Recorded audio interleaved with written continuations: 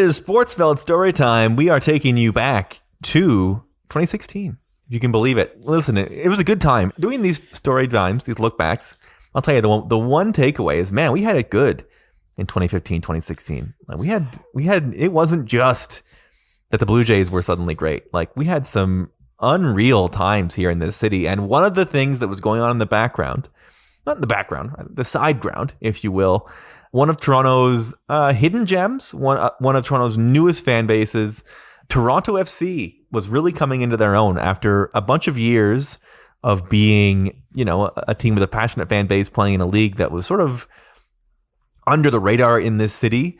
They really came alive. They became a championship level team, and it all was spurred on by the moment we are looking back at this month. It is Toronto FC versus the Montreal Impact. I'll say this, Jake, the first truly great moment in Toronto FC history. How about that for a statement? Yeah, I think there's probably more diehard TFC fans that might disagree, but it's definitely the first.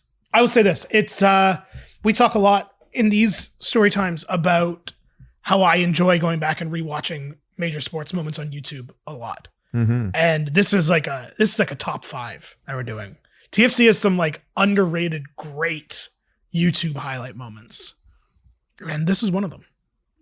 Yeah, the 2006 MLS Cup Eastern Conference Finals. I can't wait to hand this in to our producers and have them be absolutely shocked that we are giving them a MLS Cup Eastern Conference Final matchup, CONCACAF action. But this sort of to the point I was trying to make off the top there is this sort of takes TFC from this team. And listen, we're going to get into our whole history with this team, but this team that they choked late leads away was what they used to be known for. They were a team that was, they weren't necessarily great, but the fans were really passionate, and that was like really their whole stake to the claim was the fan base. But this year, and getting past this Montreal team took them into that conversation with Toronto sports fans of like, you got to see this. I am somebody I think is sort of the perfect litmus for this because I am not a diehard TFC fan. We will get into sort of my past with the team, but you couldn't miss the TFC Montreal 7-5 aggregate semifinal. On the note, I was just kind of saying about the YouTube highlights. It is, if you go back and you watch what we're talking about this story time, a couple things we may or may not talk about this story time or next story time, the crowds at these games are crazy. Like just the Montreal, like obviously what we're talking about this time within the rain, Montreal, a crazy moment. But the one of the Montreal games, because it's always Montreal, that we're going to talk about maybe next story time, equally crazy crowd reaction. I want to start it off. We will get to the path to the 2016 playoffs. We will get to that. But I want to start it off talking about TFC sort of as a team in Toronto and as a team that really turned into a real juggernaut for MLSE. And, when people were talking about that prime time when the Raptors became contenders and then became champions and the Maple Leafs have become a consistent top performing team in the Eastern Conference, Toronto FC really did push their way into that conversation as being one of MLSE's like big successes of that time. And I'll take you back.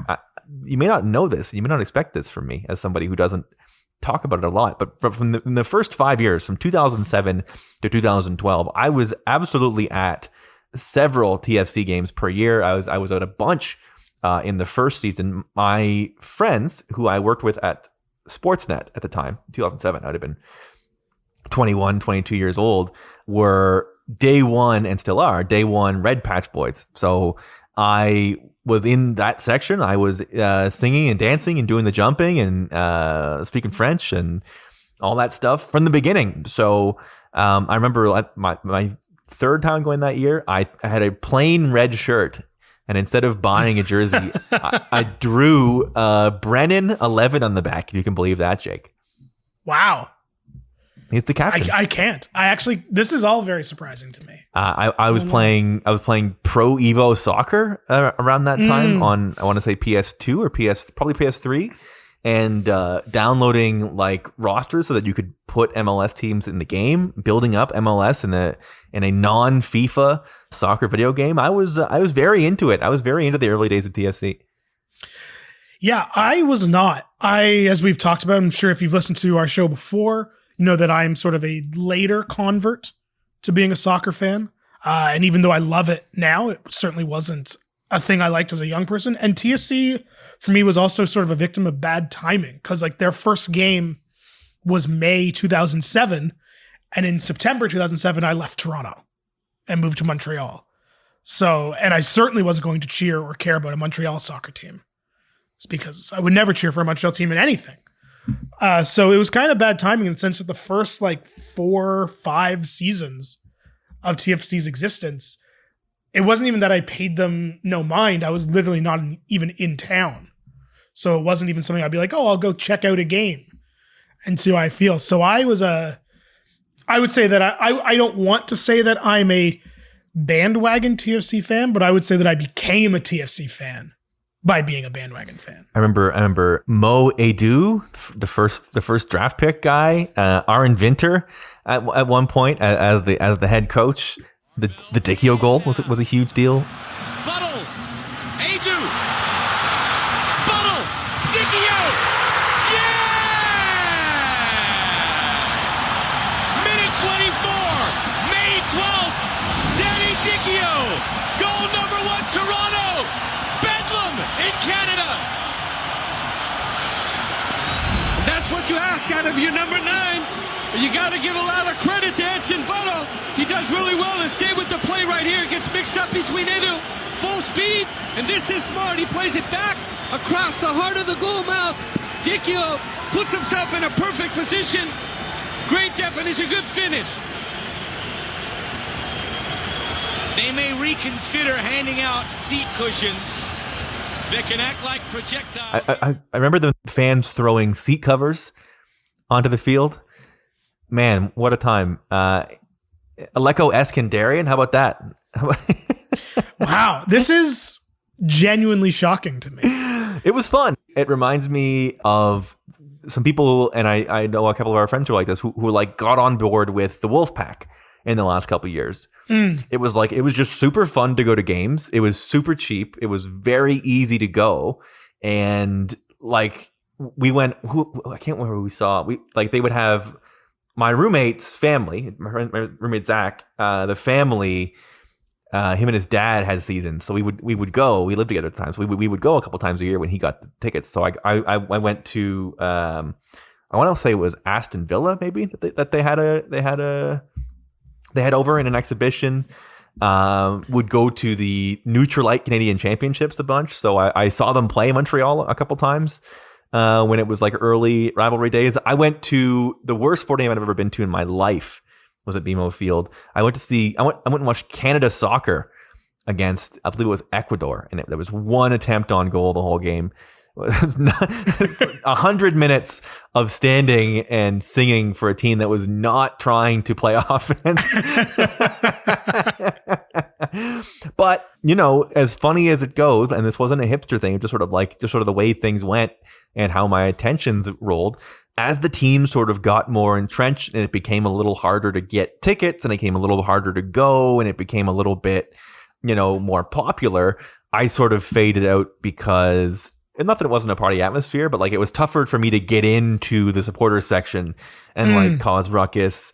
And like they were quite good. So it was about them being a good team. So I would go to maybe one game a year and then sort of haven't been in quite some time. But I tell you, it is a lot of fun sort of being there at the birth of a team and getting to see where they do go, which we'll get to in eventual episodes. It's sort of really cool to watch that entire thing, much like we talked about with the Raptors, right? And seeing them go out. It was like that.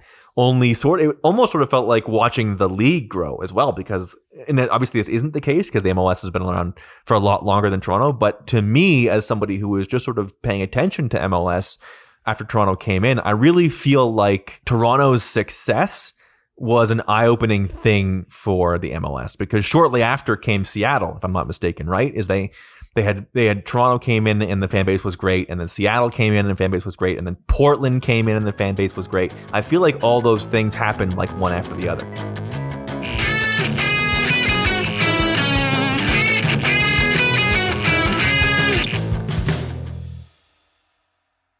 I feel like the sort of, I don't want to say legitimacy, because it's still a professional sports league, but like if you watch old MLS footage, there's a lot of like gimmicks. Mm-hmm. Like they had like the run up penalty kicks kind of thing. And it was just, I feel like there was a time, and I admittedly don't know exactly when it was, but by the time that I was paying attention to MLS, the league was entrenched as a legitimate North American soccer league, which like outside of sort of, I guess how the playoffs operate is just the North American Soccer League, which is what it should be.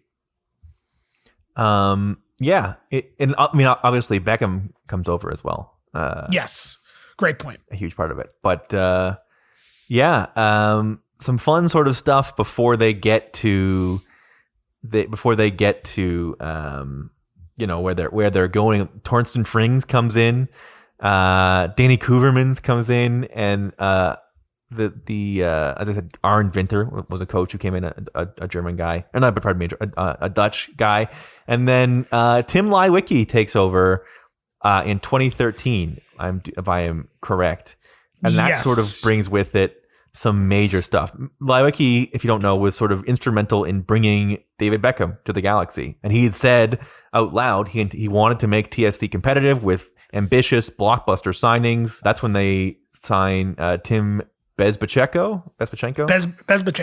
And with them comes Justin Morrow, Jackson Gilberto, Michael Bradley, Dwayne De Rosario, and the big one, January 10th, 2014, Tottenham Hotspur agrees to a deal with the team for the transfer of England international striker Jermain Defoe for £6 million. His willingness to step very quickly to put pressure on the ball. He doesn't allow the Seattle Sounders midfielders to play. Here's Jermain Defoe once again. Jermain Defoe gets his second of the game. An incredible start for Jermain Defoe in his Toronto. I believe, I could be wrong, but my memory of anything before like 2016 is pretty hazy. I believe that Defoe's first game at TFC was the first TFC game I went to. Wow. And I had a great time. That had to have been madness. It was great. And he scored twice, I think. He did score twice. As someone who wasn't quite into soccer yet at that time in 2014, it was impossible to not get caught up in it. Like TFC games are, to your point about going, Toronto FC games are, I would say they're the best environment in the city to watch a game. Not saying it's the best, it's necessarily a better like crowd than like a Raptors crowd or a Playoff Blue Jays crowd, but with BMO, which is an amazing building, and it's the only like true outdoor stadium in the city, it really, not counting like Lamport, it is like really a unique and wonderful way to spend an afternoon. Mm-hmm. And it was impossible not to get caught up in it. And like since then, it was like, yeah, TFC is just one of the teams I support. And they've been very good, basically since then. I mean, listen, the Defoe thing ends up not being great, but they all forgotten. They also bring Julio Cesar, Brazilian national team goaltender, in on loan from Queens Park Rangers, which is crazy. And I remember at the time, like, I literally couldn't believe it. I was like, they have the Brazil goalie. Not again, you don't need to follow soccer very well. Someone tells you, hey, they have the goalie from Brazil's national team on there. You'd be like, holy shit, right? You don't need to be too in knowledge to find that incredible. They would have a decent start to the year, but after the World Cup break, they sort of fall off. And on August 30th, Ryan Nelson. Bez is the general manager, not the coach.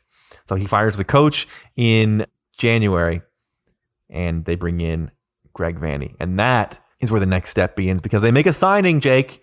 They make a move. In May 2015, they bring aboard Sebastian Giovinco. And as we said a lot at the time, Jake, nothing was the same. That's what happens when you bring in a real short, you know? Absolutely, a real not a fake short. We are going to get in to what it was like for them to add Giovinco, what it was like to watch them become a championship level team, and the road to the playoffs in that incredible 2015-2016 season next week on the next episode of Sportsfeld Storytime.